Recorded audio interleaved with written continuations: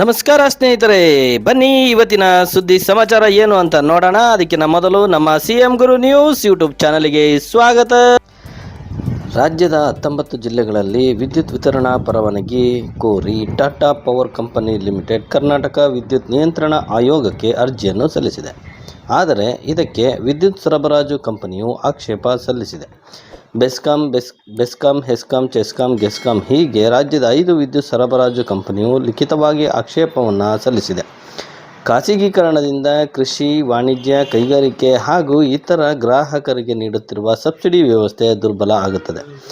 ಈ ಕುರಿತು ಅಜ್ಜಂಪುರ ಮೆಸ್ಕಾಂ ಇಲಾಖೆಯು ಪ್ರತಿಭಟಿಸಿ ಆಕ್ಷೇಪಿಸಿರುತ್ತದೆ. ಹಾಗೆ ಅಲ್ಲಿನ ಸಿಬ್ಬಂದಿಗಳು ಏನು ಹೇಳ್ತಾರೆ ನೋಡೋಣ ಬನ್ನಿ.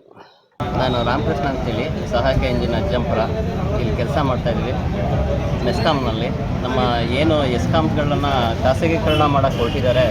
ನಾವು ಕೇಳ್ಕೊಳ್ಳೋದಿಷ್ಟೇ, ನಮ್ಮ ಎಂಪ್ಲಾಯೀಸು ಖಾಸಗಿಗಿಂತ ಹೆಚ್ಚಿನ ಸೌಲಭ್ಯವನ್ನು ಹಾಗೂ ಸಾರ್ವಜನಿಕರಿಗೆ ಸೇವೆಯನ್ನು ಒದಗಿಸ್ತೇವೆ.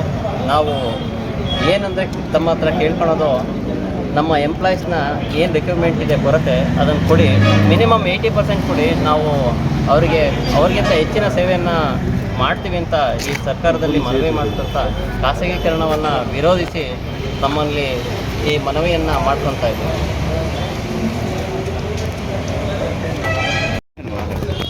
ನಮಸ್ಕಾರ, ನನ್ನ ಹೆಸರು ರಾಜಪ್ಪ ಅಂತೇಳಿ assistant executive engineer premium sub division MESCOM ಅಜ್ಜಂಪುರದಲ್ಲಿ ಕೆಲಸ ಮಾಡ್ತಾಯಿದ್ದೀನಿ. ಇವತ್ತು ಎಸ್ಕಾಮ್ಸು KPTCL ಪ್ರೈವೇಟೈಸೇಷನ್ಗೆ ಟಾಟಾ ಪವರ್ ಕಾರ್ಪೊರೇಷನ್ ಅವರು ಅರ್ಜಿ ಸಲ್ಲಿಸಿದ್ದಾರೆ KSI ಮುಂದೆ.